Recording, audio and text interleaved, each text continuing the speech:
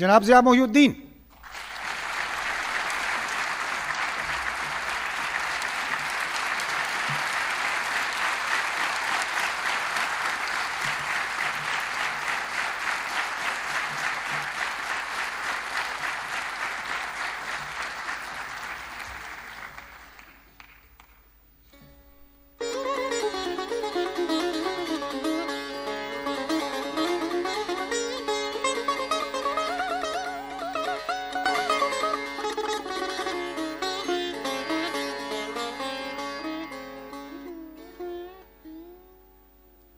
پچھلے 80 برس میں شان الحق حقی صاحب سے بڑے ناخدا اردو زبان کی کشتی کے کوئی اور نہیں تھے۔ لسانیات اور صوتیات کے علم کے ماہر، کئی زبانوں کے مزاج سے کے نبض شناس بھی تھے، لغت نویس، شاعر، کہانی نویس، تنقید نگار۔ حقی صاحب اتنے سارے علوم پر عبور رکھنے کے باوجود نہایت نفیس مزاج کے آدمی تھے۔ آج میں ان کی کچھ تحریریں پیش کرتا ہوں۔ زبان تمدن انسانی کی روح و رواں ہے۔ زندگی کے گوناگون کرشمات میں سب سے عظیم کرشمہ، قدرت کا سب سے بڑا عطیہ، ان کی سب سے بڑی اختراع۔ یہ آلۂ فکر بھی ہے اور آلۂ اظہار بھی۔ اس لحاظ سے ذہن انسانی کے تمام اعلیٰ ترین کمالات اسی پر مبنی ہیں۔ ان کے بغیر ان کا تصور ہی محال ہے۔ ظاہر ہے کہ یہاں زبان سے مراد نہ صرف ایک عضو ہے، نہ صرف نطق ہے۔ لفظ کو اصطلاح کی ایک مثال یا مثالی اصطلاح کہنا چاہیے۔ اگر آج کوئی ہنر کو ہاتھ کہنا شروع کر دے تو انوکھی بات معلوم ہوگی، لیکن یہی بات اگر چل پڑے تو عین فصاحت بن جائے گی۔ اصطلاحیں اسی طرح بن جاتی ہیں اور چل پڑتی ہیں، بشرطے کہ ان کے راستے میں کوئی غیر فطری رکاوٹ نہ ہو۔ انسان کا نفس ناطقہ اپنے اظہار کے لیے اصوات، اشکال، اشارات، کئی چیزوں سے کام لیتا ہے اور انہی کے ذریعے پہچانا جاتا ہے۔ تکلم کے ساتھ تبسم، اشک اور آہ، جنبش، ابرو، چیں جبیں، رقص، نرت، حتیٰ کہ محض سکوت بھی نفس انسانی کا ایک طریق اظہار ہے۔ خاموشی معنی دارد کے در گفتن نمی آید۔ لیکن لفظ کو ان سب چیزوں پر فوقیت حاصل ہے۔ ان میں سے بعض چیزیں انسان اور حیوانات میں مشترک ہیں، لیکن الفاظ پر انسان ہی کو تصرف حاصل ہے، جو اس کی خاص الخاص ایجاد اور تمدن کی بنیاد ہیں۔ بلکہ تمام تہذیب انسانی کا خلاصہ الفاظ ہی کو کہنا چاہیے۔ الفاظ بولے بھی جاتے ہیں، لکھے بھی جاتے ہیں اور سمجھے بھی جاتے ہیں۔ ایک آواز جو منہ سے نکلتی ہے، ایک شکل جسے آنکھیں پہچانتی ہیں اور ایک تصور جو ذہن میں بیدار ہوتا ہے، یہ لفظ کی تعریف یہاں سے وہاں تک ہے۔ ارتقاء فکر انسانی کی ترقی سے عبارت ہے اور فکر عبارت ہے الفاظ سے۔ بغیر ان کے اس کا اظہار ممکن نہیں اور بغیر اظہار کے فکر معتبر نہیں۔ لہذا لفظ ہی کو فکر کی بنیاد سمجھنا چاہیے۔ ہر قوم میں کچھ ایسے لوگ ضرور ہونے چاہیے جو سب نہیں تو اکثر عالمی زبانوں سے اچھی طرح واقف ہوں۔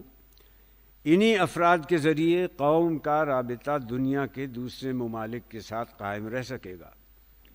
بعض ملکوں میں اس پر بہت کچھ توجہ دی جا رہی ہے، خصوصاً روس، چین، جاپان، امریکہ، برطانیہ، جرمنی، اٹلی، بلکہ چیکوسلوواکیہ جیسے چھوٹے ملک میں بھی بڑے بڑے ادارے اقوام عالم کی زبانوں کی تعلیم کے لیے قائم ہیں۔ افسوس ہے کہ ہمارے ملک میں اب تک زبانوں کی تحصیل کی طرف خاطر خواہ دھیان نہیں دیا گیا۔ ہم نہ روسی سیکھنا چاہتے ہیں، نہ چینی، نہ جاپانی، اور دعویٰ یہ رکھتے ہیں کہ ہم ہر زبان بول سکتے ہیں۔ اب ہمارے یہاں اسکولوں اور کالجوں میں ان کے پڑھنے والوں کی تعداد بھی گھٹتی جا رہی ہے۔ کوئی قوم جو علمی ترقی کی مدعی یا متمنی ہو، کلاسیکی زبانوں مثلا لاطینی، یونانی، سنسکرت، عربی سے بے تعلق نہیں رہ سکتی، نہ جدید ترقی یافتہ زبانوں کو پس پشت ڈال سکتی ہے، جیسے کہ جرمن یا فرانسیسی، روسی، اطالوی وغیرہ۔ ہماری زباندانی لے دے کے انگریزی تک رہ گئی ہے۔ انگریزی بہت کچھ ہے مگر سب کچھ نہیں ہے۔ زبانوں کی تعلیم کا بھی نہ تو انتظام ہے، نہ شاید اس کے طلبگار ہیں۔ یہ ہماری کم ذوقی کی دلیل ہے۔ جب تک یہ کوتاہیاں موجود ہیں، ہم تھوڑی سی مادی ترقی کا نام تو لے سکتے ہیں، ذہنی ترقی کا دعویٰ نہیں کر سکتے۔ ہمارا یہ کرۂ خاکی جو کرۂ ہوائی کے ایک ہلکے سے غلاف میں لپٹا ہوا ہے، طرح طرح کی آوازوں سے معمور ہے جو صرف یہیں پیدا ہو سکتی ہیں۔ قہقہے، چہچہے، فراٹے، شراٹے، چیخم دھاڑ، پھک پھک، پھک پھک، چھک چھک، کھوں کھوں، غائیں غائیں، جھائیں جھائیں، تارا رارا رم، اڑ دھم۔ کہیں توپوں کی گھن گرج ہے تو کہیں اور طرح کا دھوم دھڑکا ہے، یا بقول جوش ملی آبادی تڑوڑ تڑوڑ اور جھیم جھیم۔ یہ تاشوں اور مجیروں وغیرہ کی ملی جلی آواز ہے جو میلے ٹھیلے یا ناچ رنگ کے جلسوں میں سنی جاتی ہے۔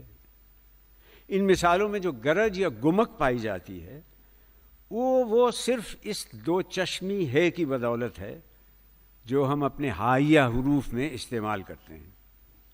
ہائے دو چشمی کو خارج کر کے پڑھیے تو بات نہیں رہتی۔ اب دیکھنا یہ ہے کہ ان ہائیہ آوازوں سے ہماری زبان نے کام کیا لیا ہے۔ غور کیجئے تو ہر صوتیے کا اپنا ایک مزاج ہوتا ہے، یعنی آواز کو معنی سے کچھ نسبت ہوتی ہے۔ را اور ڈھا کے درمیان وہی فرق محسوس ہوتا ہے جو ایک تھرتھراتے تار اور ٹھوس پتھر میں، اور ڈ اور ڈھ میں بھی وہی فرق ہے۔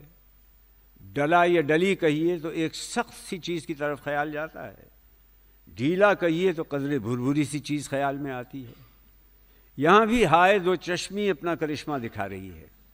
ڈھیلے کا بھربھرا پن اسی کی بدولت محسوس ہوتا ہے۔ یہ آوازیں ہر طرح کے الفاظ میں موجود ہیں، لیکن انہوں نے ایسے الفاظ اختراع کرنے میں بڑا کام دیا ہے جنہیں نقل صوت کہا جاتا ہے۔ یہ انگریزی میں اصطلاحاً اونومیٹوپیک کہلاتا ہے۔ اونومیٹوپیا اینڈ اونومیٹوپیا الفاظ، ان کی بدولت ہماری زبان کی قدرت اظہار میں ایک نئی جہت اور ایک نئی وسعت پیدا ہو گئی ہے جو دوسری زبانوں میں نہیں۔ اور اونومیٹوپیا کا مطلب ہے ایسا لفظ جس کی آواز ہی سے اس کے معنی نکلنا شروع ہو جاتے ہیں۔ ایک اور حرف اردو کی آوازوں میں جسے ڑے کہتے ہیں، اسے زبان کی نوک کی پیچھے کی طرف موڑ کر الٹنے یا پھڑکانے سے ادا کیا جاتا ہے۔ اس کا تلفظ صرف زبان پر انحصار رکھتا ہے، یعنی یہ خالص لسانی حرف ہے۔